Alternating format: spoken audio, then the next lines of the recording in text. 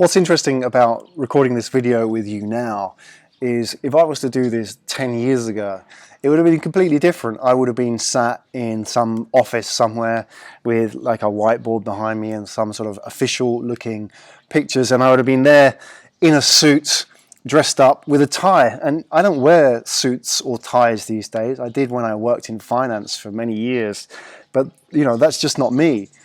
But now I can make this video and share with you, my story and, my thoughts on helping you grow your business without being dressed like that, because it absolutely doesn't matter. We don't have to have that kind of environment if it's not conducive to giving good business advice. I think one of the challenges we have as entrepreneurs is we still hang on to that old mindset about what business should be. You should be professional, you should be effective and authoritative. And, a key aspect of that is being dressed in a certain way and speaking in a certain way. But, if you look at today and look at what is expected of business and what we understand about business, especially what customers think about business as well, people don't just mind the leaf. People don't necessarily want that anymore. They don't necessarily want the same kind of images that they're used to from 10 or 20 years ago. They still want professionalism and authority, but their expectations of what those are very different now. So you can be an authority and dressed in a pair of shorts, as long as you know what you're talking about, especially for younger customers. They don't necessarily think that authorities are people who come dressed in suits and ties. So you don't have to be like that. So I think it's important to be brave, because even if you were to present your business and yourself and your story, there's always that sort of default option, which is to sort of fall back to the corporate image. And that sort of manifests in a couple of ways. There's the royal we. We talk about we in business when you describe your business. I'm not a we in business. I'm me.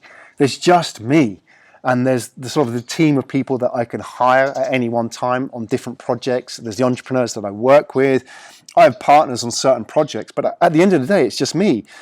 So, I don't try and BS people that, you're working with a department or some large office.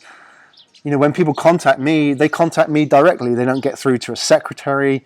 And I think now people are absolutely cool with that. And more than being cool with that, they absolutely love it, because customers particularly, dislike having to deal with departments, dislike having to deal with faceless people.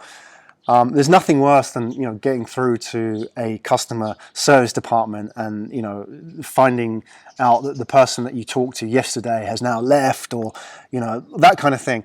What people want is that trust and transparency. They want to build a relationship with you because that helps them from the trust and transparency side. And by being an individual, you can absolutely do that.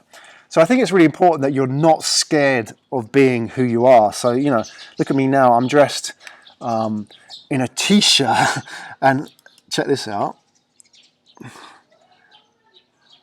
barefoot.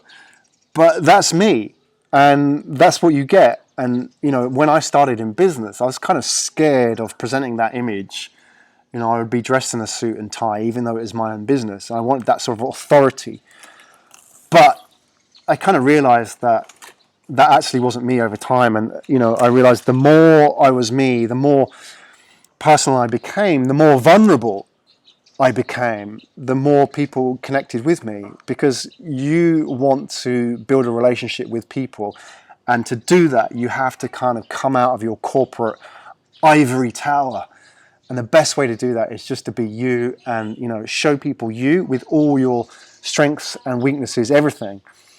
So, when you're building your business and presenting yourself and telling your story, and storytelling is absolutely a vital part of growing your business, because storytelling will, completely impact how you attract people to your business, whether that's your customers or whether it's, people who want to work with you or whoever.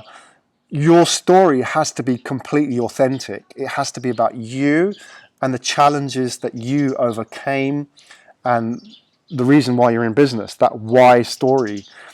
Now, if you were to present that as sort of corporate PR bullshit, then people won't relate to that. You know, you can hire a PR company and they can do all that, the really glitzy videos and stuff like that. But, you know, who are they connecting with? You know, what these people do, what professionals will do, will sanitize the whole story and sanitize your image. You know, they won't allow words like bullshit to be in the video. But if you look at people who are really successful today, you look at, you know, some of the most influential names in online marketing, you know, most influential names in online business, and, you know, people like Neil Patel, Pat Flynn, Tim Ferriss. These people, you know, the way they present themselves is in a completely personal way. You know, they tell you it's just them. It's just one man doing his job, but, you know, they can have more influence than billion-dollar corporations. So I think the key is not to be afraid to be you and to be vulnerable and to be an individual, and gently sort of come out of your corporate shell, because this is how you've been trained probably, whether at university or in your business. Come out of that corporate shell, present yourself, you know, be honest, remove the bullshit, remove the barriers between you and your potential customers, and start trying to build a relationship with these people as if you were a friend with them.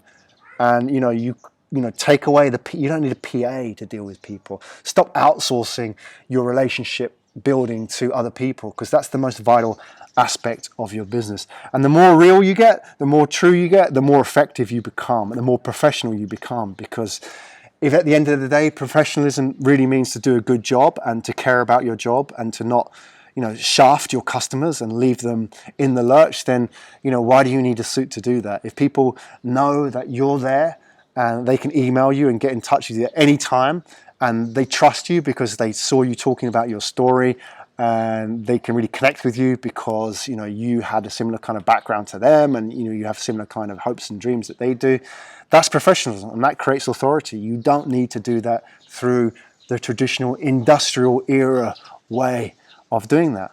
So there you go. Hopefully you enjoyed that little walk around the garden here. My key message to you today is be yourself.